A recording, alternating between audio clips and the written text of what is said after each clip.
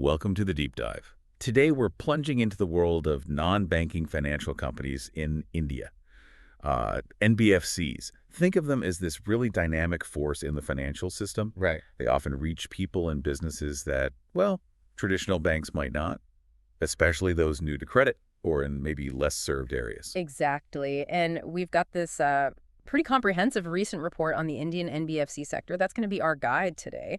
The idea is to really get into the weeds, understand the key trends in the different NBFC subsectors and, well, what the outlook might be. Precisely. We're going to cover quite a bit. We'll look at microfinance institutions, MFIs, Right. then the financing for micro, small, and medium enterprises, Yeah. MSMEs, that's crucial, then vehicle finance, Always interesting. the Indian housing finance industry, and then that whole fast-moving area of personal loans and lending, fintech, and gold loans too. Yeah, it's quite a range. And the growth story itself is just, well, incredible. From less than, 2 trillion rupees in assets back at the start of the 2000s? Yeah. To around 43 trillion rupees by the end of FY24. I mean, that growth has even outpaced India's GDP growth. It really makes you ask, what's driving all this? That is the big question, isn't it? Yeah. And it seems part of it is where banks have focused. They've been strong on the big corporate stuff, services, agriculture, but NBFCs, they really jumped into that retail lending space.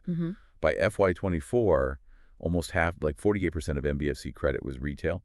Compare that to banks, only about 34%. So they become super important for, getting finance out there. Okay, let's dive into our first sector then. Microfinance institutions, or MFIs. Right, MFIs. They've been absolutely vital in bridging that gap for unbanked populations, getting them formal credit. And the sector's really transformed over the last decade. Yeah. Huge growth, lots of reforms, and a big push into digital as well. And they've been through a lot, haven't they? Things like COVID, demonetization. But they seem pretty resilient. Investor confidence has held up. It has. It's quite remarkable. We're talking about a loan portfolio now of around 3.9 lakh crore rupees. Yeah. Spread across 14 crore active loan accounts. That's huge scale. What makes them so resilient, do you think? How do they bounce back? Well, I think a big part is how deeply they understand the communities they work in. Their risk assessment is often very localized, different from a big bank maybe. And profitability has improved recently too. A lot of that is down to the RBI removing the lending rate cap, plus asset quality got better. Okay. But the report does flag that net interest margins, NIMs, they might shrink a bit this fiscal year. There's a bit more caution around asset quality, maybe yields coming down slightly. Okay. So profitability looked good, but maybe some clouds gathering. You mentioned rising delinquencies potentially in FY25. How big an impact could that have? The projection is, 4% growth for FY25? And credit costs may be rising to 6%. That could hit their return on assets, right? It could. And there's definitely a cyclical pattern to asset quality stress in MFIs. It's quite clear in the data. During the really tough times, the average gross non-performing assets, bad loans basically, they climbed to around 6.85%. But when things are good, during growth periods, that drops way down to about 2.31%. And you see that reflected in their overall assets under management and return on assets figures too. That cycle is definitely important context. But even with these ups and downs, there's still investment opportunities, right? The report mentions yields on NCDs, non-convertible debentures. For AA-rated MFIs, what are we looking at? Yields around 9.5% to maybe 10.3%, depending on the term and security. That's right. For players like Asirvad, Belstar, KGL, and these often have significant PE backing. What does that yield level tell us about the risk perception? Well, it reflects a certain level of risk, obviously higher than AAA, but still seen as relatively sound. The PE investment itself is a signal of confidence. Then you move to A-rated MFIs, companies like Annapurna, Arrowhand. Yields there creep up, maybe 12.3% to 13.5%. Okay. And for BBB rated, like Avanti or Pahal Financial, you're looking at yields more in the 14.15% to 15.5% range, though some data, especially on shorter-term secondary yields for BBB, wasn't available in the report. Got it. So even with challenges like customers being more indebted or maybe some strain on the traditional joint liability group model, the report seems to think a recovery is possible soon. Yeah, there are definitely factors that could support a turnaround in the coming quarters. Like what? Well, MFIs are really stepping up collection efforts. There are regulatory guardrails in place, investor support is still there, plus things like a good monsoon boosting rural incomes or, political stability in their operating regions. All that helps improve asset quality and could drive growth again. Okay, that makes sense. Right, let's shift gears now and talk about financing for micro, small, and medium enterprises, MSMEs. Ah, yes, MSMEs. truly the engine room of the Indian economy. They contribute almost 30% to GDP now, and the ambition is huge, aiming for 40–50% by 2030. And nearly half of exports, too, right? About 46% as of FY24. That's massive. So access to finance is absolutely critical for them. It is, and while the government and RBI are pushing to improve credit access, there's still this huge estimated credit gap, around 28 lakh crore rupees. That unmet demand is a massive opportunity for lenders. The total market size is already around 35 trillion rupees as of March 2024. We saw really strong growth, 22% in MSME credit in FY24. Yeah. But you mentioned earlier things slowed down the first half of FY25. Why was that? Yeah, that moderation seems to be a mix of things. Broader market conditions, maybe, but also some increased regulatory focus on potential over-leveraging, asset quality concerns within MSME lending. It's a market with both secured and unsecured lending, remember, and they behave differently. Right, so secured MSME loans, that's the bigger chunk, about 11.3 trillion rupees as of September 2024, growing at a steady 16% CAGR over the last 5 years or so. That's right. And the unsecured segment is significant, too, around 7.8 trillion rupees, growing slightly faster, actually, 16.3% CAGR in the same period. But I imagine those unsecured loans are, well, riskier. Generally, yes. They're more sensitive to economic shifts and the borrower's financial health. And we see that reflected in how long stress periods last. For secured MSME loans, stress might last about 2 years. But even then, the average return on assets stays positive around 2.38%. But for unsecured, stress periods tend to be longer, maybe 3 years. And the average ROA during those times drops quite a bit, down to just 0.50%. That ROA difference really highlights the risk element. Yeah. What about NCD yields for MSME lenders? Okay, so for unsecured players like 5-Star or SBFC Finance, yields on longer-term bonds are around 9.5%. For unsecured FLA, like IFL Finance, the report didn't have short-term data readily available. Right. Then as you go down the ratings, say BBB-rated secured like NAMDEV, yields are maybe 13–14% for longer terms.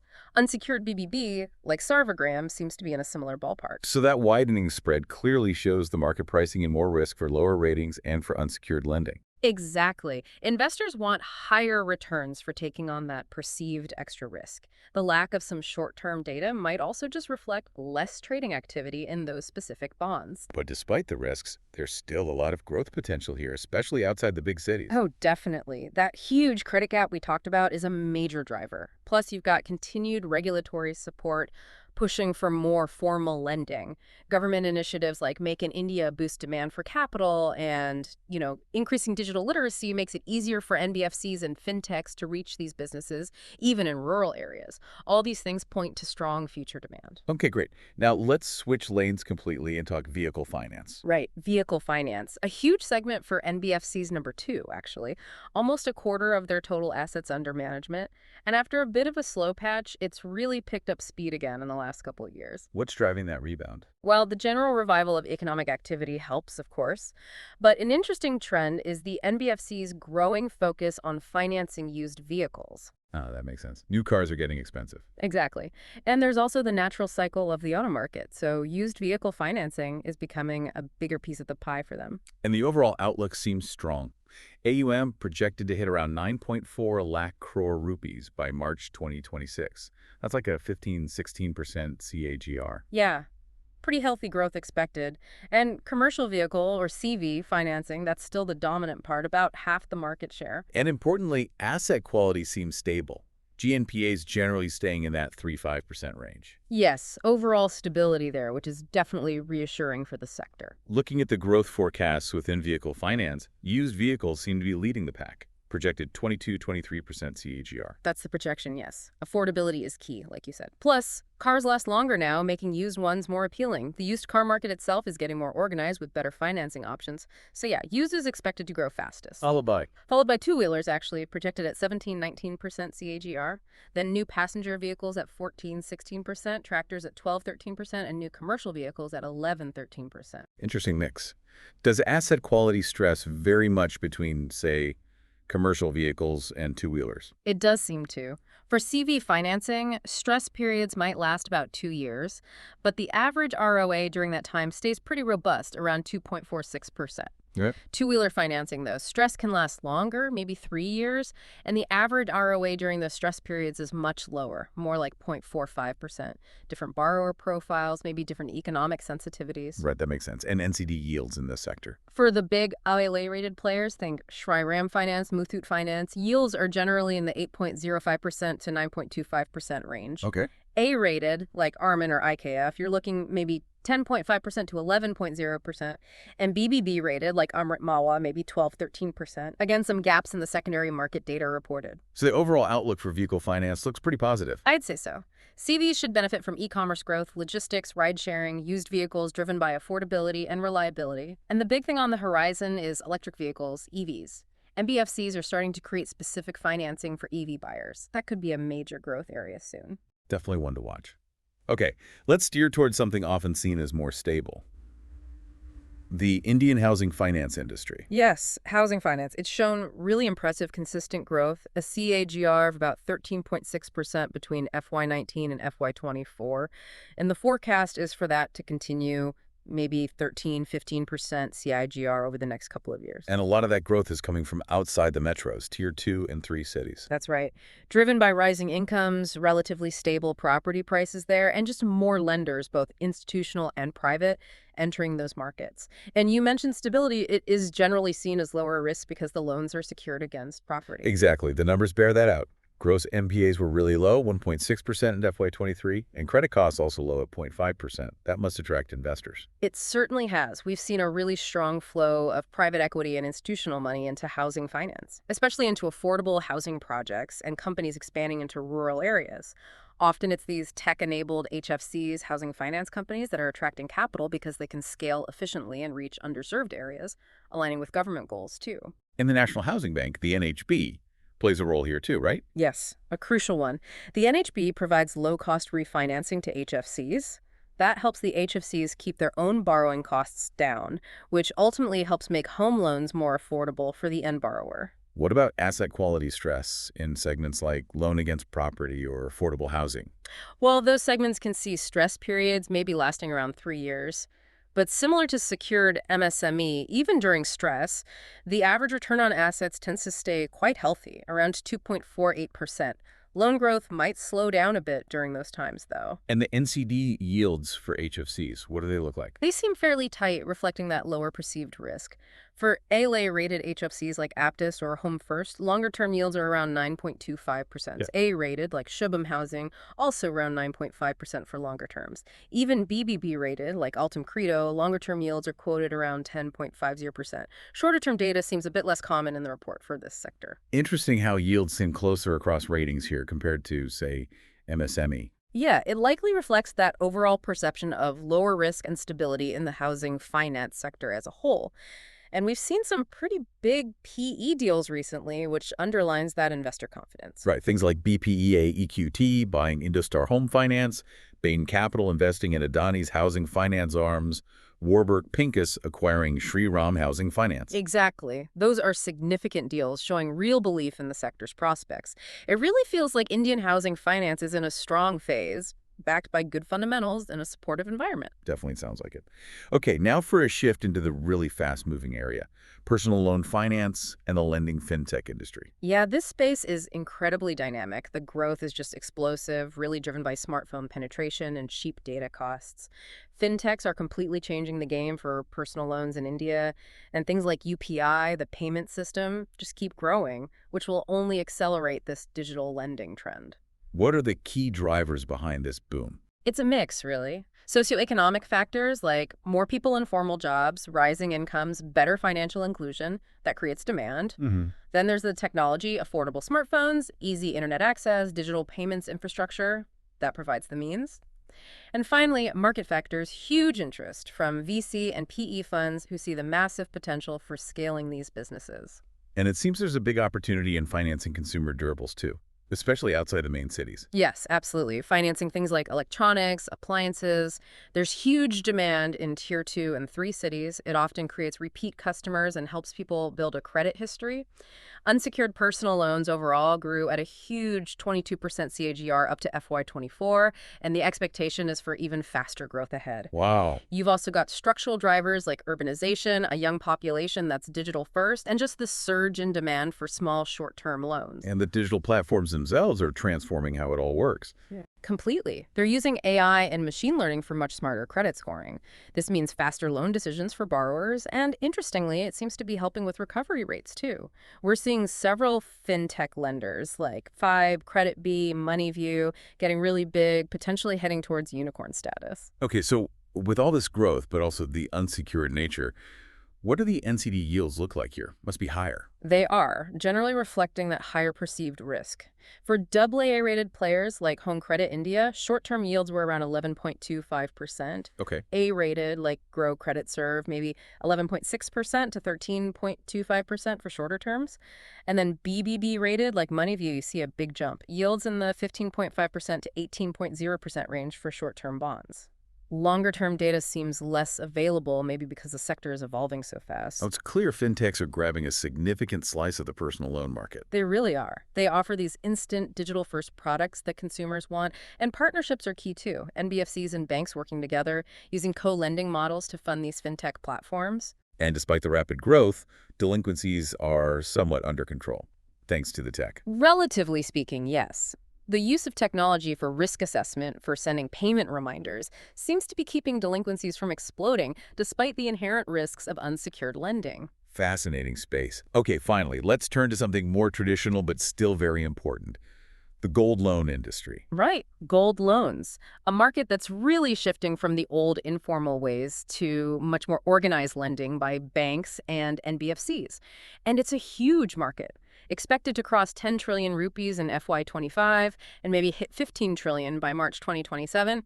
That's serious scale. Who dominates this market? Banks or NBFCs? Well, banks tend to dominate the agricultural gold loan segment, but in the retail segment, NBFCs have really carved out a strong position. They're often more agile, more customer-focused in their approach, and they're expected to grow strongly, maybe 17–19% in FY25. Is it a crowded market?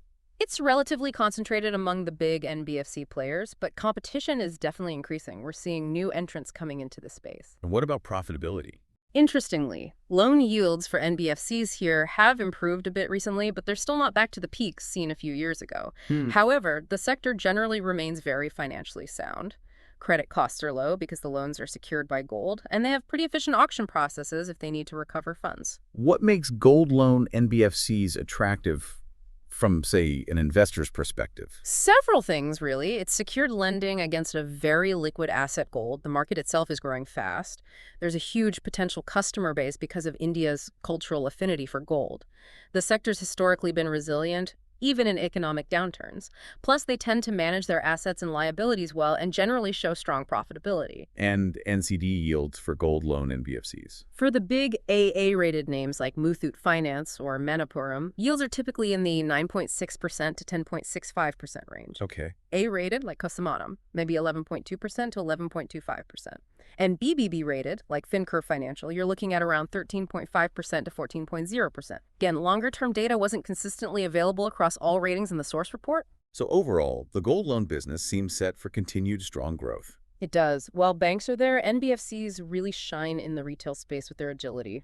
There have been some recent RBI regulatory moves aimed at strengthening risk management, which is probably healthy for the sector long term. But yeah, it's resilient, and future growth looks likely to be driven by more digital adoption, better compliance, and continuing to focus on customer needs. So as we kind of wrap up this deep dive into India's NBFC sector, it feels like a few big themes emerge. We've seen how MFIs are navigating challenges but remain resilient, the huge potential in MSME finance, that strong comeback in vehicle finance.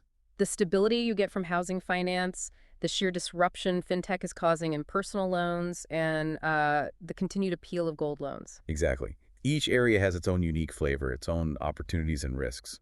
But overall, the NBFC sector is clearly playing such a crucial role, isn't it? Expanding financial access, driving economic activity. Undeniably. It's a vital part of India's financial system, reaching parts of the economy that traditional banking might not, or at least not in the same way. Absolutely. It's a landscape that's constantly changing, constantly evolving. And the importance of these MBFCs and meeting diverse financial needs and just pushing innovation forward seems clearer than ever. It really makes you think, how these non-bank players are fundamentally shaping the future of finance in India and the real impact they're having on millions of lives and businesses. Well, thanks for joining us on this deep dive today. We hope it gave you some valuable insights and maybe sparked some interest to explore some of these areas further.